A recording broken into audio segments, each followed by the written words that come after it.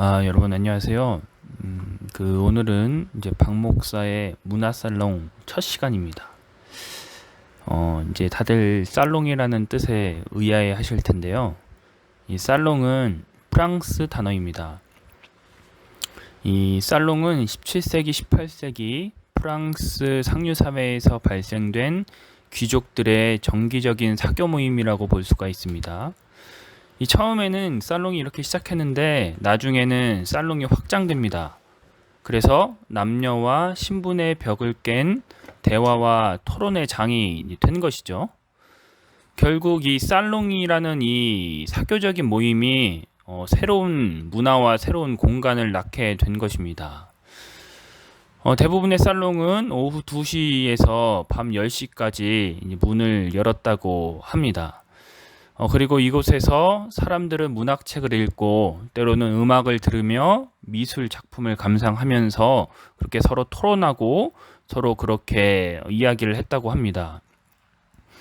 그래서 제가 이름을 문화살롱으로 컨텐츠를 제작을 했습니다. 그리고 이 살롱의 취지처럼 제가 아까 이야기했지만 오후 2시부터 연다고 했잖아요.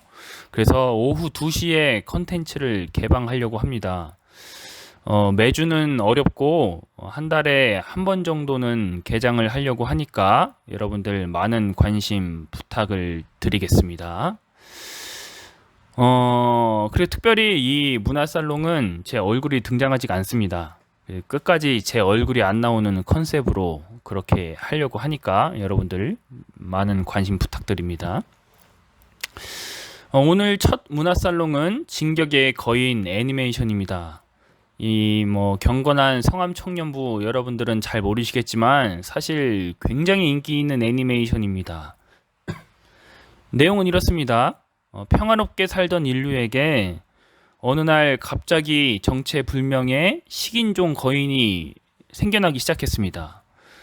그 식인종 거인들에 의해서 인류의 절반이 잡아먹히며 멸종의 위기에 처합니다. 목숨을 부지한 인간들은 이 식인종 거인을 피해서 벽이 50m나 되는 성을 쌓기 시작했고, 그리고 거기서 평화롭게 살게 됩니다. 그 벽은 삼중벽인데 월 마리아, 월 로제, 월 신하 이렇게 삼중벽으로 되어 있습니다. 그림을 보시면 아시겠지만 당연히 가장 중심에 있는 월 신하는 이 고위급 간부들이 이제 살았고, 월 마리아는 가난한 사람들이 살았습니다. 인류는 식인종 거인을 방어하기 위해서 군사 조직을 꾸립니다. 첫 번째로 헌병단으로 국왕 직속 친위대입니다. 이들은 벽의 가장 안쪽인 월 신하에서 근무를 하고 당연히 왕과 유력자들을 지키는 부대입니다.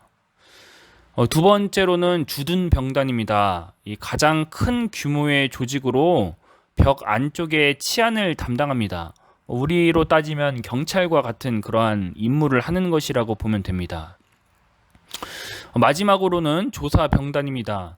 이들은 다른 병가와 달리 성 안을 지키는 병단이 아닙니다. 성 바깥의 세계를 탐구합니다. 실제적으로 거인을 자주 만나기 때문에 가장 많이 죽는 병단이 조사병단입니다. 이를테면은 100명이 벽 바깥을 조사하러 나가면 나중에 20명 아래로만 그렇게 사람들이 살아서 돌아오게 됩니다. 따라서 가장 꺼리는 보직이기도 합니다. 네 번째로는 훈련병단이 있는데 이곳에서 훈련을 받고 헌병단, 주둔병단, 조사병단으로 보직이 정해집니다. 당연히 보직은 성적 순으로 결정이 되고 따라서 가장 실력자는 이제 가장 안쪽인 헌병단에 주둔하게 되는 것이죠. 주인공 엘렌 예거와 그의 친구들 미카사 아커만, 아르민 알레르토는 조사병단에 지원을 합니다. 이유는 단 하나, 벽 바깥의 세계를 탐구하고 싶었기 때문입니다. 특히 이 아르민, 이 노란색 그 머리에 키 작은 친구죠. 이 아르민은 책을 좋아하는데 이 애니메이션에서 이런 말을 합니다. 내가 책을 봤는데 벽 바깥의 세계에는 수많은 물의 강이 있대. 그 물의 강을 바다라고 하는데 정말로 아름답고 그 물은 이 소금으로 되어 있대라고 그는 책에서 읽고서 이 벽 바깥의 세계를 동경합니다. 이런 말을 하면 사람들이 아르민을 비웃었습니다. 아이 그런 게 어딨어? 라고 말이죠. 그런데 진격의 거인 이 애니메이션이 끝날 때쯤 아르민은 결국 아름다운 바다를 보게 됩니다. 그리고 외칩니다. 거봐, 내가 뭐랬어? 이것이 바다야. 제가 왜 이 애니메이션을 들고 왔을까요? 결국 세상을 더 나은 세상으로 이끄는 건 어디였습니까? 가장 출혈이 심한 조사병단이었습니다. 남은 거인은 나 몰라라 하며 성안을 지키기에 급급한 인생은 안락할 수가 있습니다.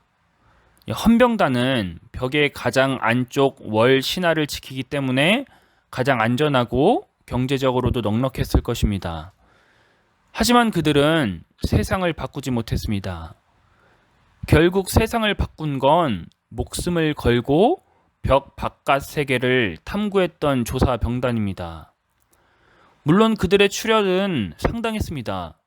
100명이 조사 나가면 20명도 못 살아 돌아왔기 때문입니다. 하지만 그들의 희생이 한 걸음 한 걸음 세상을 밝히기 시작했고 왜 식인종 거인이 생겼는지 우리는 어떻게 이 거인을 무찌를 수 있는지 그들은 조금씩 밝히기 시작했습니다. 우리들도 저마다의 벽 안에서 살고 있습니다. 그런데 우리들이 더 나은 사람이 되려면 내가 쌓고 있는 벽 바깥의 세계를 동경하며 탐구할 줄 알아야 합니다. 물론 벽 안에서 가만히 있으면 안정적으로 편합니다.